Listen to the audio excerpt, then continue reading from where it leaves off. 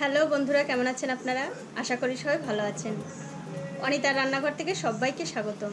আজকে আমি দেখাবো কি করে পাকা ফজলি আম মাখালে আরও ভালো লাগবে এবং আরও মিষ্টি লাগবে। তো ভিডিওটি শুরু করার আগেই বলি, আমার এই ছোট্ট চ্যানেলটি অবশ্যই সাবস্ক্রাইব করবেন আর পাশে থাকা বেল আইকনটি ক্লিক করতে ভুলবেন না। তাহলে আমি যদি নতুন কোনো ভিডিও আপলোড করি সবার আগে আপনি দেখতে পাবেন। তো চলুন শুরু করা যাক। তো বন্ধুরা দেখুন, এখানে আমি একটা কত বড় 1 কেজির একটা আম নিয়েছি। ফজলি আমগুলো কিন্তু এত বড় বড়ই হয়। তো এখন আমি এটা কেটে আপনাদের মাখিয়ে দেখাচ্ছি। এই দেখুন, আপনাদের কেটে দেখাচ্ছি। ফজলি আম কিন্তু আসলে খেতে একটু টকই হয়। এখন এটা যে কেমন হবে কেটে দেখাচ্ছি আপনাদের।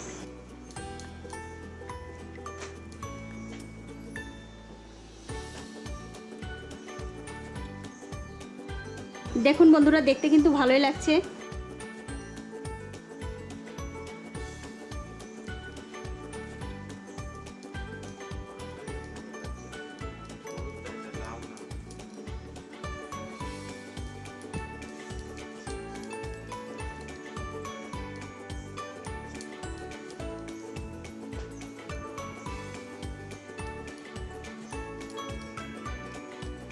এত বড় আম খোসা ছাড়াইতেই আমি হিমশিম খেয়ে যাচ্ছি।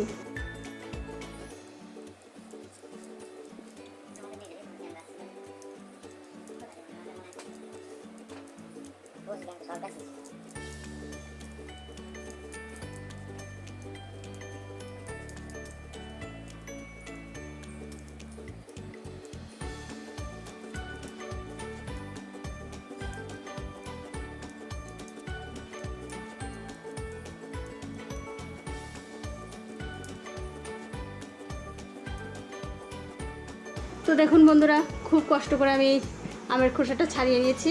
এবার আমি কেটে ছোট ছোট টুকরো করে নিচ্ছি। এ দেখুন, আমি এরকম করে মাঝখান দিয়ে কেটে নিলাম।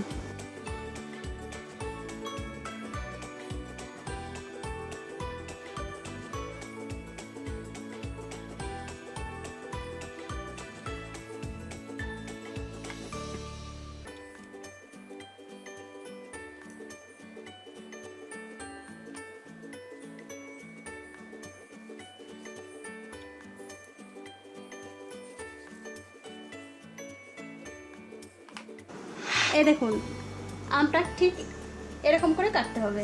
এবারে দেখতে পাচ্ছেন আমি একটা কাচের বাটি নিয়েছি। এই বাটির মধ্যে একটু লবণ, একটু চিনি আর একটু কাসুন্দি দিয়ে দিলাম। দিয়ে দেওয়ার পর এগুলোকে ভালো করে হাত দিয়ে এরকম চটকে দিতে হবে, যাতে এই চিনির দানাগুলো একদম কাসুন্দির সঙ্গে মিশে যায়। এই দেখুন বন্ধুরা, আমার সব কিছু মেশানো ভালো করে হয়ে গেছে। এবার আমি এগুলো এই আমের উপর দিয়ে ছড়িয়ে দেব।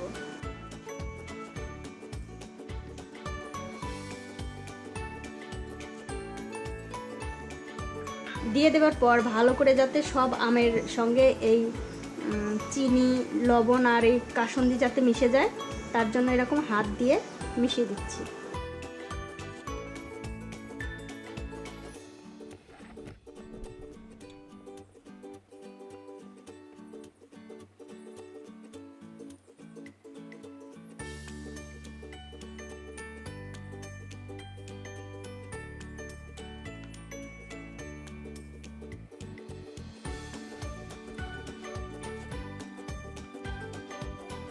এই দেখুন বন্ধুরা, আমি সব কিছু দিয়ে ভালো করে আমগুলো মাখিয়ে নিয়েছি। দেখেই বুঝতে পারছেন কতটা ভালো লাগবে খেতে। আর আমি পাকা আম জন্য কিন্তু আজকে আম মাখানোতে লঙ্কা দিইনি, কিংবা লঙ্কার গুঁড়োও দিইনি। পাকা আম মাখানোর সময় লঙ্কার গুঁড়ো বা লঙ্কা দিলে কিন্তু ভালো লাগে না, তার জন্য লবণ, চিনি আর কাসুন্দি দিয়ে মাখালে বেশি ভালো লাগে। তো বন্ধুরা, হয়ে গেছে আমার সুস্বাদু করে ফজলি আম মাখানো। ভিডিওটি যদি আপনাদের ভালো লেগে থাকে অবশ্যই একটা লাইক করবেন, কমেন্ট করবেন আর শেয়ার করবেন আপনার বন্ধুদের সাথে, যাতে তারা এই আম মাখানোর বিষয়গুলো জানতে পারে এবং শিখতে পারে। সবাই ভালো খাবেন, ভালো থাকবেন আর সবাইকে ভালো রাখবেন। আজ এই পর্যন্তই, দেখা হবে অন্য কোনো নতুন ভিডিও নিয়ে।